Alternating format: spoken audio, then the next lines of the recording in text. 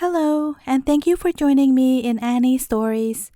In this video, I'll be reading a very short tale called Mother Hulda from the Brothers Grimm book. In Hesse, when it snows, they say that Mother Hulda is making her bed. Join me to see what this is all about. So without further ado, let us begin. Mother Hulda. A widow had 2 daughters. One was pretty and industrious. The other was ugly and lazy. And as the ugly one was her own daughter, she loved her much the best, and the pretty one was made to do all the work, and be the drudge of the house. Every day the poor girl had to sit by the well on the high road and spin until her fingers bled. Now it happened once that as the spindle was bloody, she dipped it into the well to wash it, but it slipped out of her hand and fell in. Then she began to cry, and ran to her stepmother and told her of her misfortune. And her stepmother scolded her without mercy, and said in her rage, "As you have let the spindle fall in, you must go and fetch it out again." Then the girl went back again to the well, not knowing what to do, and in the despair of her heart, she jumped down into the well the same way the spindle had gone. After that, she knew nothing, and when she came to herself, she was in a beautiful meadow, and the sun was shining on the flowers that grew round her. And she walked on through the meadow until she came to a baker's oven that was full of bread. And the bread called out to her, "Oh, take me out, or I shall burn. I am baked enough already." Then she drew near, and with the baker's peel, she took out all the loaves, one after the other. And she went farther on, till she came to a tree weighed down with apples, and it called out to her, "Oh, shake me, we apples are all of us ripe." Then she shook the tree until the apples fell like rain, and she shook until there were no more to fall. And when she had gathered them together in a heap, she went on farther. At last she came to a little house, and an old woman was peeping out of it, but she had such great teeth that the girl was terrified and about to run away. Only the old woman called her back. "What are you afraid of, my dear child? Come and live with me, and if you do the housework well and orderly, things shall go well with you. You must take great pains to make my bed well, and shake it up thoroughly, so that the feathers fly about, and then in the world it snows, for I am Mother Hulda." As the old woman spoke so kindly, the girl took courage, consented, and went to her work. She did everything to the old woman's satisfaction, and shook the bed with such a will that the feathers flew about like snowflakes, and so she led a good life, had never a cross word, but boiled and roast meat every day. When she had lived a long time with Mother Hulda, she began to feel sad, not knowing herself what ailed her. At last she began to think she must be homesick, and although she was 1,000 times better off than at home where she was, yet she had a great longing to go home. At last she said to her mistress, "I am homesick, and although I am very well off here, I cannot stay any longer.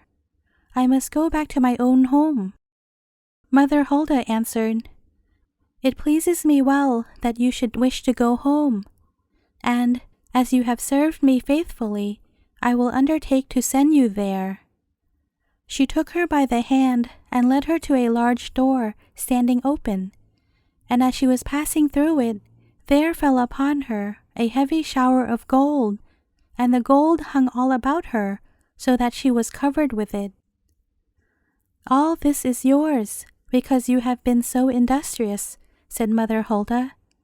And besides that, she returned to her spindle, the very same that she had dropped in the well. And then the door was shut again, and the girl found herself back again in the world, not far from her mother's house. And as she passed through the yard, The cock stood on the top of the well and cried, "Cockle-doodle-doo!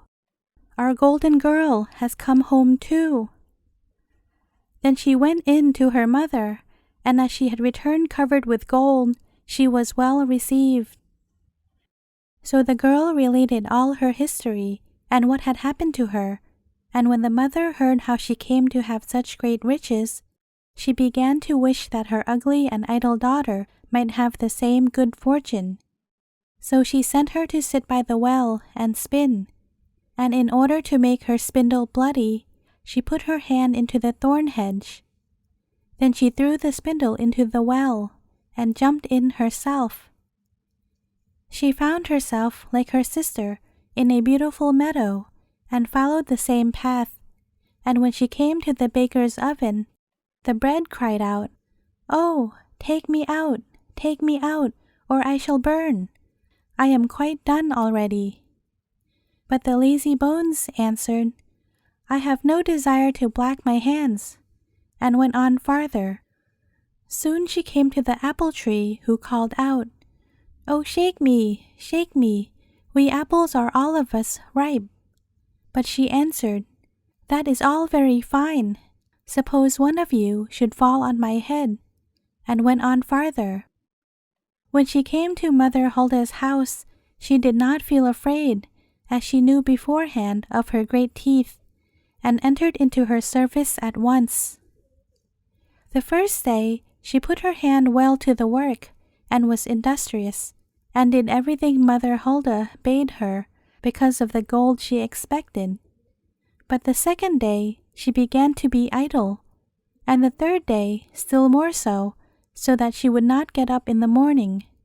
Neither did she make Mother Hulda's bed as it ought to have been made, and did not shake it for the feathers to fly about, so that Mother Hulda soon grew tired of her, and gave her warning, at which the lazy thing was well pleased, and thought that now the shower of gold was coming. So Mother Hulda led her to the door, and as she stood in the doorway, instead of the shower of gold, a great kettle of pitch was emptied over her. "That is the reward for your service," said Mother Hulda, and shut the door. So the lazy girl came home all covered with pitch, and the cock on the top of the well, seeing her, cried, "Cockle-doodle-doo! Our dirty girl has come home too." And the pitch remained sticking to her fast, and never, as long as she lived, could it be got off. The end. Thank you for listening, and I will see you again tomorrow with another story. Do check out my Facebook page for Annie stories if you have time. The link is in the description below. Thanks in advance for all your kind support.